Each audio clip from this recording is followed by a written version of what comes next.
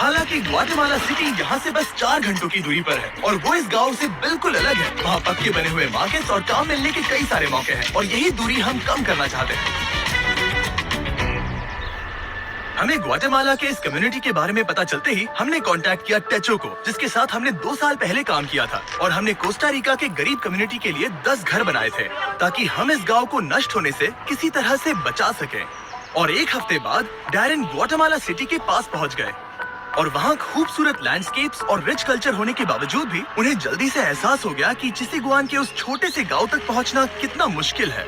उन्हें पास वाले गांव तक एक चार्टर प्लेन से जाना पड़ा और उसके बाद जंगल से होते हुए मीलों तक चलकर जाना पड़ा।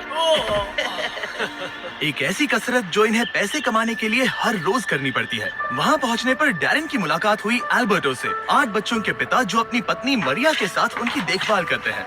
उन्हें सबसे करीबी सिटी तक पहुंचकर फैब्रिक बेचने के लिए घंटों सफर करना पड़ता है, जिसके लिए सिर्फ $2 मिलते हैं। मतलब उनके परिवार के हर एक सदस्य को हर हफ्ते लगभग $1 में जीना पड़ता है। और इतना ही नहीं, परिवार में सभी को एक ही बेडरूम शेयर करना पड़ता है। अभी ये लोग जिन घरों में रह रहे हैं वो बहुत ही बुनियादी स्तर के हैं। इनके फ्लोर्स मिट्टी से बने हुए हैं। यहाँ कोई बिजली नहीं है। इन्हें घर में आग जलाकर खाना बनाना पड़ता है और खुद को गर्म रखना पड़ता है। और उसके साथ ही एल्बर्ट और उसके कम्युनिटी के लिए पीने का साफ पानी इकट्ठा करने का कोई इंतजाम नहीं है। हमें अब भी जाकर कुएं से पानी लाना पड़ता है और जितना पानी हम इकट्ठा कर पाते हैं वो हमारे पूरे परिवार के सदस्यों के लिए काफी नहीं पड़ पाता। अपने परिवार को पालने के लिए इन्हें इतनी मुश्किलों से जाना पड़ता है कि हमें यह देखकर बहुत बुरा लगता है। हम इस समुदाय की मदद करना चाहते हैं। इनकी जिंदगी में बड़ा बदलाव लाना चाहते हैं। इन्हें एक कंफर्टेबल और सुरक्षित जगह देना चाहते हैं जहां ये बच्चों को बड़ा कर सके। तो अगले कुछ दिन हम हमारे पार्टनर टेचो जो यहाँ काम करने वाले हैं उसके लिए हमारे पास एक बड़ी योजना है। तो बस 4 दिनों में हम यहाँ पर 15 नए घर बनाने वाले हैं जहाँ होंगे बेसिक इलेक्ट्रिसिटी के लिए कुछ सोलर पैनल्स, एक सैनिटेशन सिस्टम, कंक्रीट के फ्लोर्स, एक लकड़ी जलाने का चूल्हा और एक रेन हार्वेस्टिंग सिस्टम जो होगा स्टोरेज और फिल्ट्रेशन के साथ। टेचो में ऐसे लगभग 15 लाख वॉलंटियर्स हैं जो इस ऑर्गेनाइजेशन से पास होकर निकले हैं। इस तरह की एक्टिविटीज उन्हें उनकी पारंपरिक जड़ों से जोड़कर और उन छोटे कम्युनिटीज को सहारा देकर उनकी जिंदगी बदल सकती है। वो अपने और उन कम किस्मत वाले लोगों के बीच की दूरी कम करने में मदद करते हैं।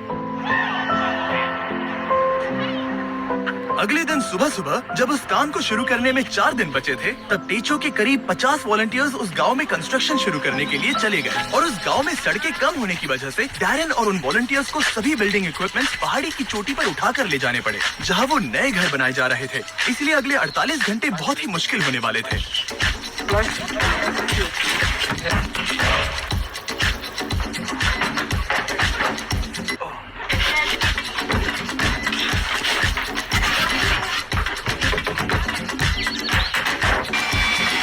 बस 2 ही दिनों में उन्होंने घर के कंस्ट्रक्शंस बनाने पूरे कर लिए थे। हालांकि बचे हुए सिर्फ 48 घंटों में अब भी उनके वाटर कलेक्शन सिस्टम के लिए इरिगेशन पाइप्स लगाने और प्लम्बिंग करना बाकी था।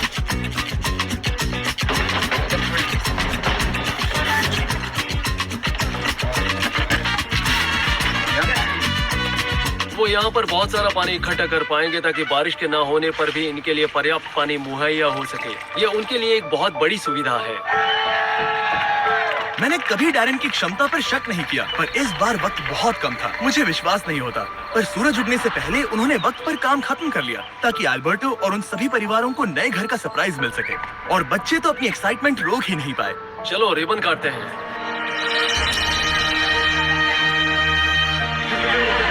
हम तुरंत ही देख पा रहे थे कि ये समुदाय कितना खुश था। उनके चेहरे पर की वो हंसी, उनकी आवाज में एक्साइटमेंट, वो एक बेहद खूबसूरत अनुभव था। वो जिस तरह से शुक्रिया कर रहे थे वो मुझे हमने किए काम से बहुत बड़ा लग रहा था। अब उनके पास और ज्यादा पैसे कमाने के लिए बहुत सारे मौके होंगे, क्योंकि अब उन्हें बारिश के बाद घर को मेंटेन करने के लिए कम वक्त लगाना होगा। और टेचो के बनाए हुए नए रोड से उन्हें पास की कम्युनिटी में आना जाना आसान हो जाएगा। अब बिजली के होते उनके बच्चों को रात में पढ़ने में बहुत आसानी होगी। ये नए चूल्हे हेल्दी खाना बनाना बहुत आसान कर देते हैं और इसी से ये कम्युनिटी बड़ी हो जाएगी और एक दिन एक फुली फंक्शनल गांव बन जाएगा जहां पास में बसी हुई सिटी के लोगों जितने ही काम होंगे। तो एल्बर्टो और उसके परिवार को अब कभी भी उस जोखिम भरे रास्ते से जाने की जरूरत नहीं पड़ेगी। हम इस सब के लिए बहुत खुश हैं। मेरी बीवी और सभी बच्चे भी इसे लेकर बहुत खुश हैं और मैं भी बहुत खुश हूँ। और इसके बाद भी हमारे पास इस कम्युनिटी के लिए और एक सरप्राइज है, पर उसे दिखाने से पहले मैं आपको इस वीडियो के स्पॉन्सर के बारे में बताना चाहता हूँ।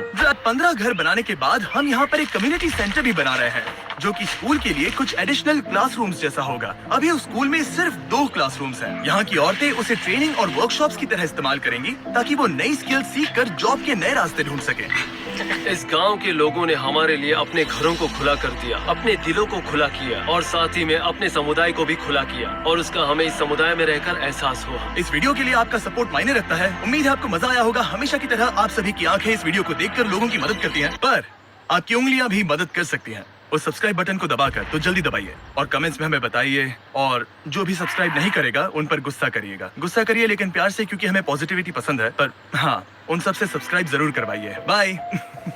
एना की प्यार भरी याद में हमें सपोर्ट करने के लिए शुक्रिया।